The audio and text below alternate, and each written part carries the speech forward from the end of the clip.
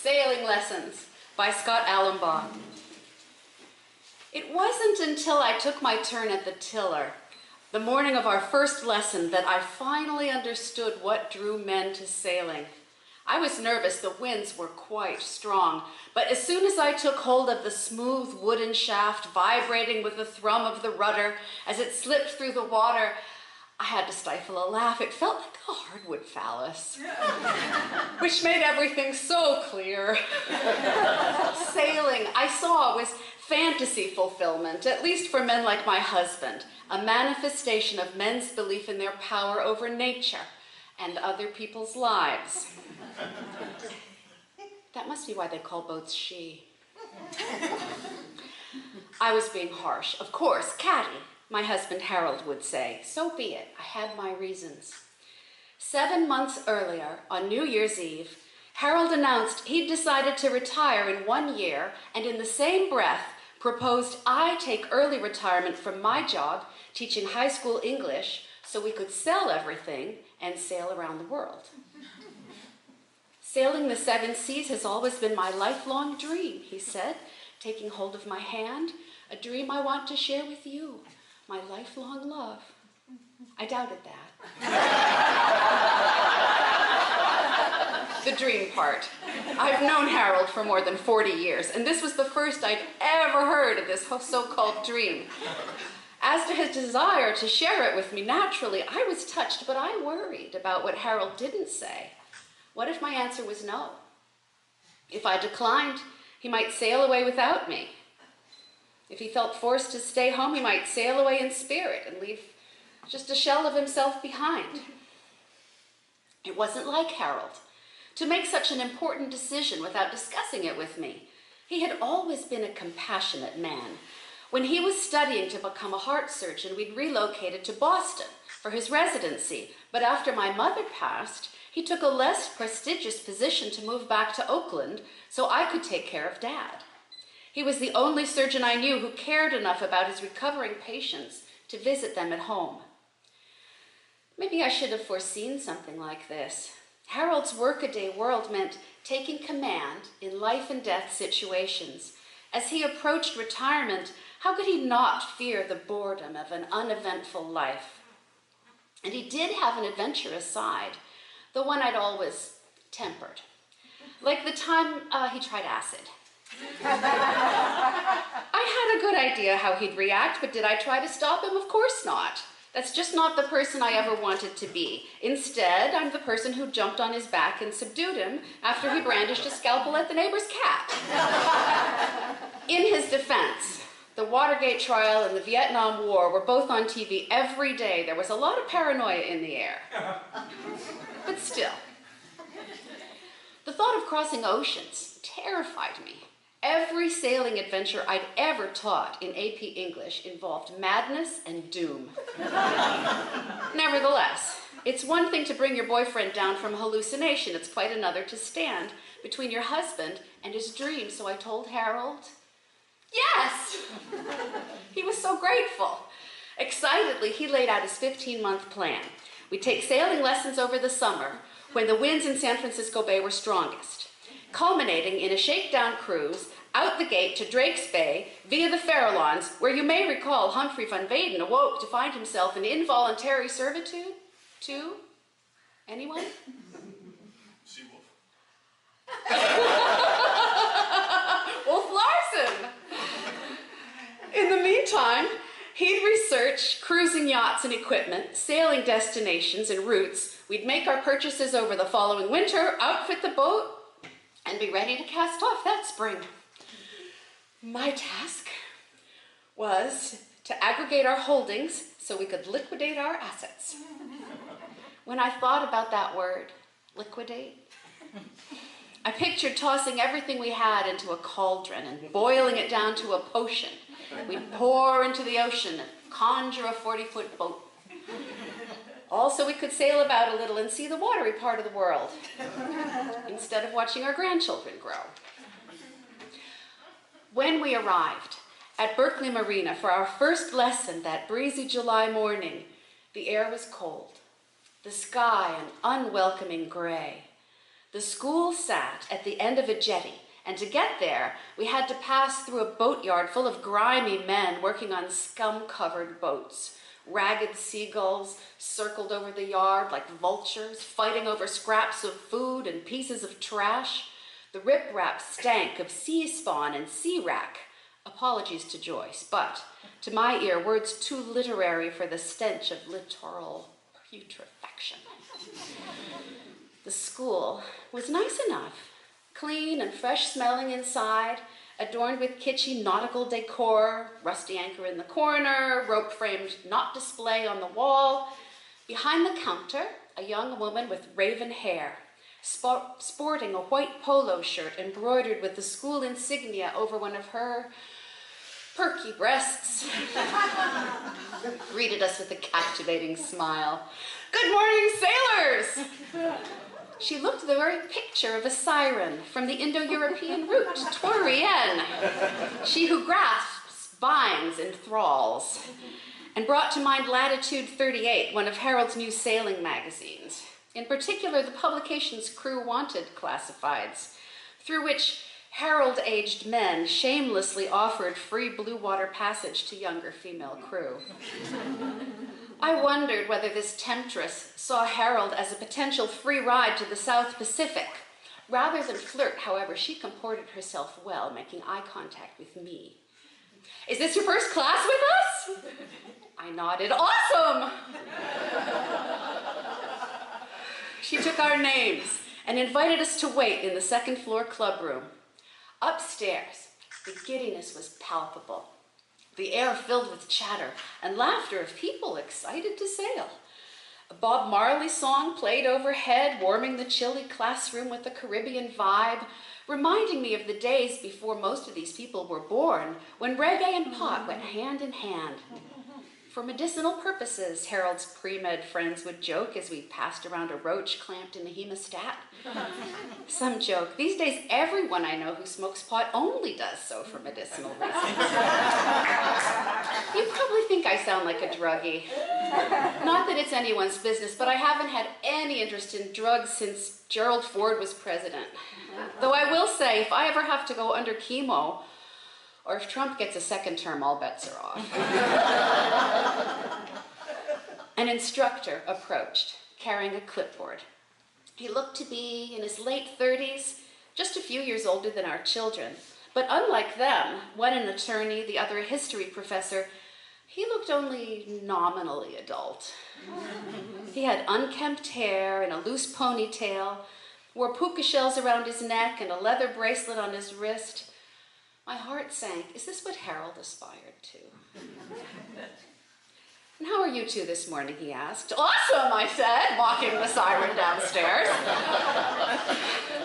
"My name's Chris," he said, deaf to my irony. "May I ask yours?" His manner surprised me. I'd half expected him to end his sentences with "dude."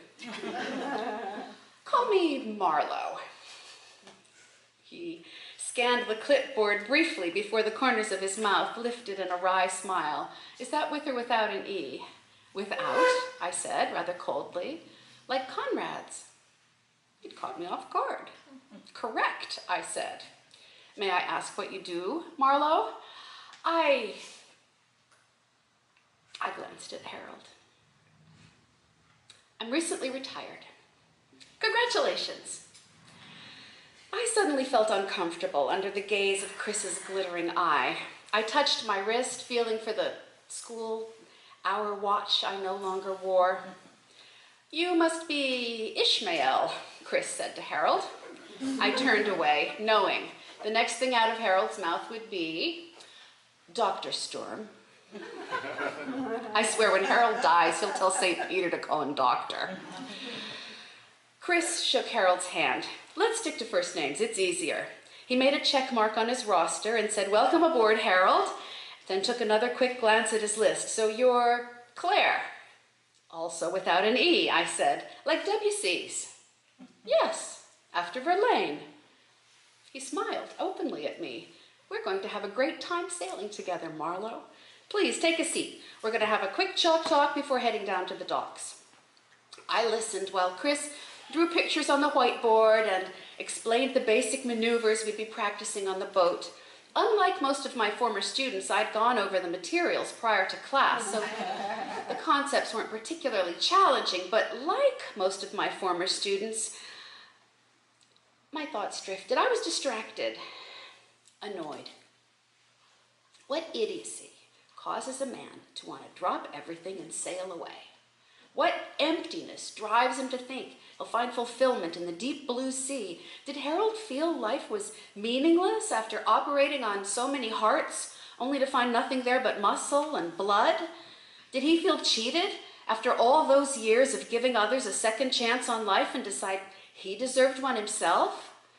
And what was I doing in that classroom?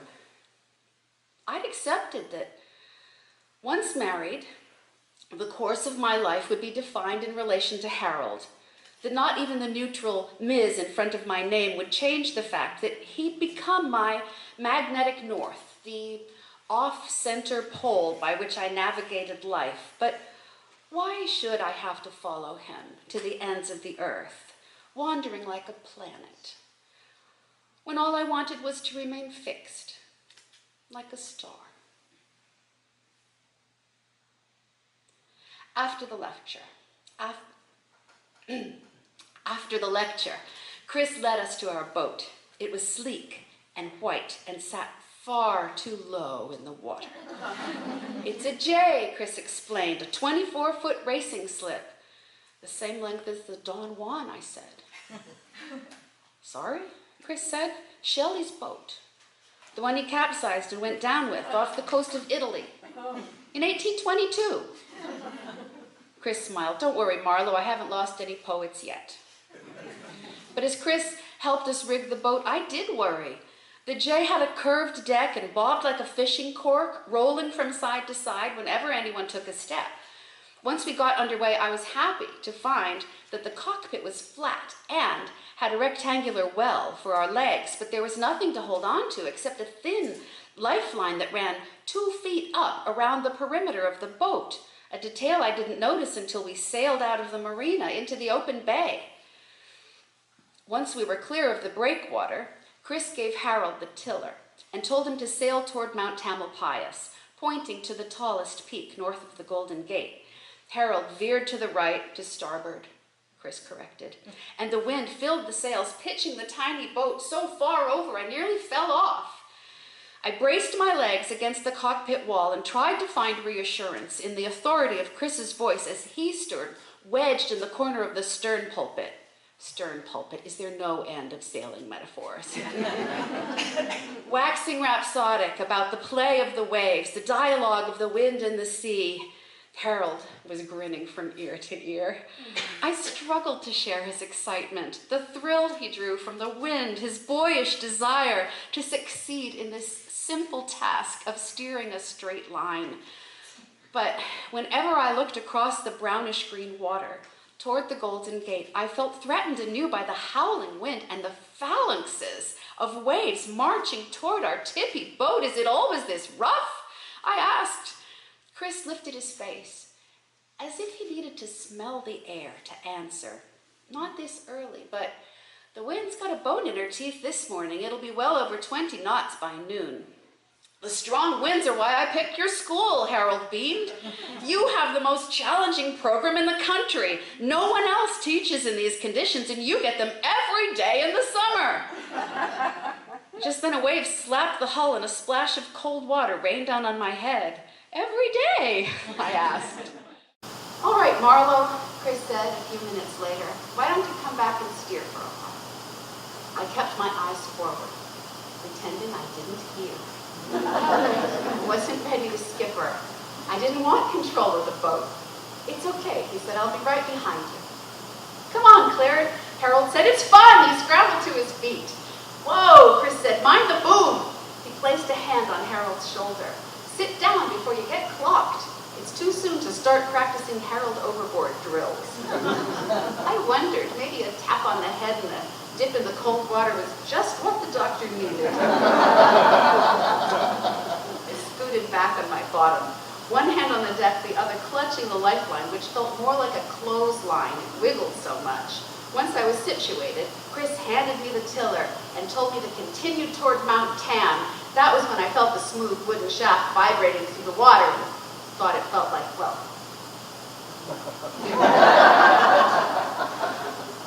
I suppressed a nervous laugh, straightened my back, set my gaze on the peak, but sailing a straight line wasn't easy. Mount Tam seemed to be playing peekaboo with the boat, sometimes hiding behind the jib, sometimes jumping into full view. All the while, some force was playing tug of war with the tiller, trying to wrench it out of my hand. I was trying to think of a way to ask Chris for guidance without saying peekaboo or tug of war.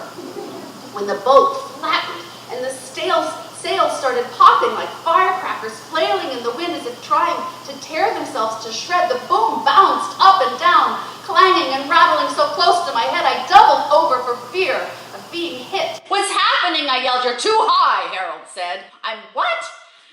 "You're steering too close to the wind. You need to bear away." I glanced over my shoulder at Chris. "What does he mean?" Harold reached back and shoved the tiller hard into my stomach. "Ow! You've stalled the boat." He snapped. "We're in the no-go zone."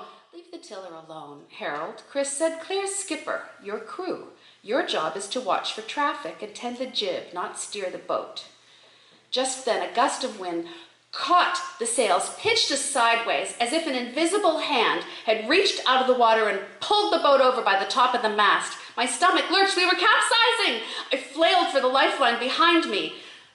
The words on Shelley's tomb flashed before my eyes. "Nothing of him that doth fade, but doth suffer a sea change into something rich and strange." I cried out, "Why is the boat leaning so much?" "Heel," Chris said. "Excuse me?" He knelt behind me and spoke in a gentle voice. "The boat doesn't lean, Marlowe, it heels." "I don't give a damn what it's called. Why is it happening?" "Try easing the tiller out a few inches." Another wave slapped the bow, showering me with a fresh bucketful of salt water and shoving the boat further over. I let out a small cry.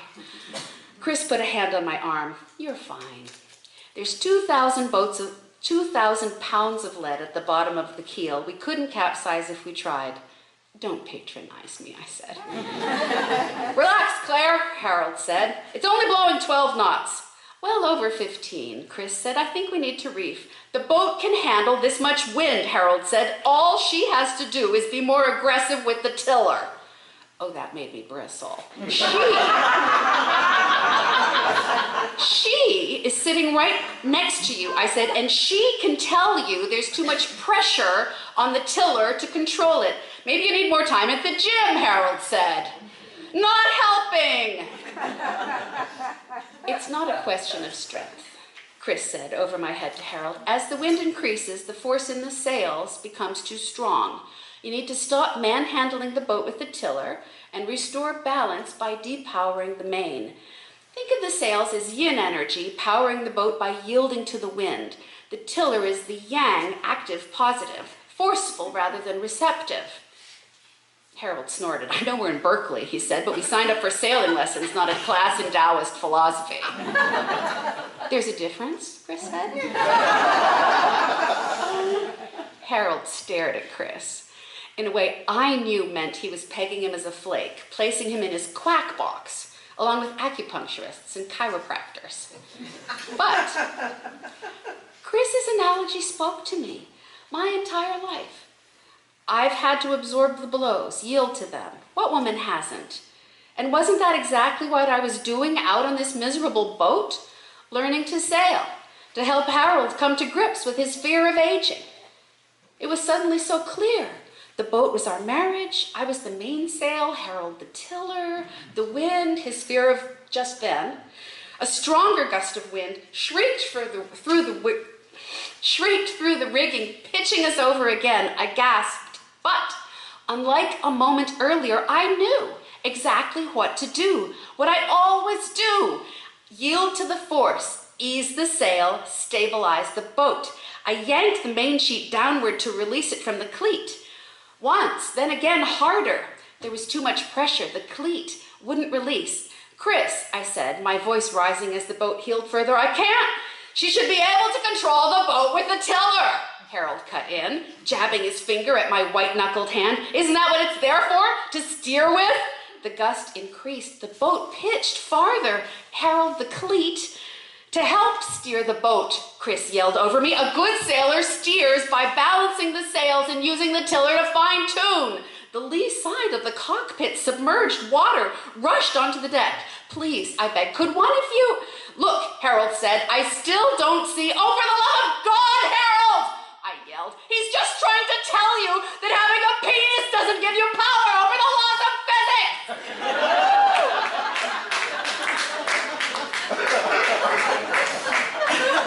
Both men stared at me in the strangest way.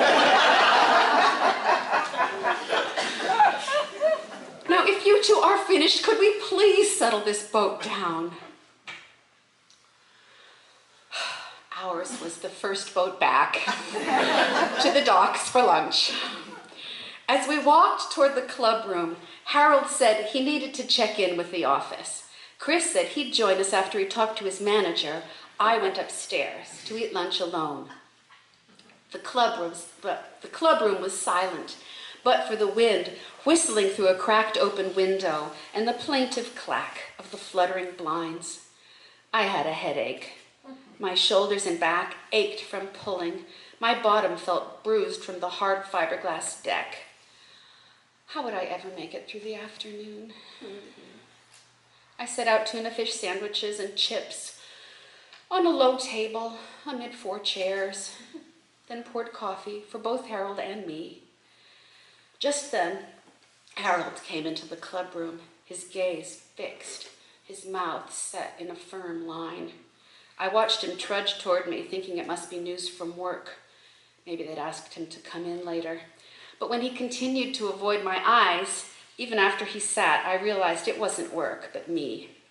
"Excuse me," I said, and fled to the bathroom. I locked the door and peeled off layers of wet gear, and then sat and let myself cry. I had agreed to take sailing lessons because I couldn't deny Harold his dream. The only thing I'd learned on the water that morning was that I couldn't share it with him. I washed my face and returned to sit next to him, my back to the bay. As I unwrapped my sandwich, I asked, as casually as I could, "How much time do we have?" "All we want," he said. I canceled the afternoon session. Salt caked the lines in his face, making him look so much older than when he'd first taken the helm that morning. "Oh, Harold, I'm sorry."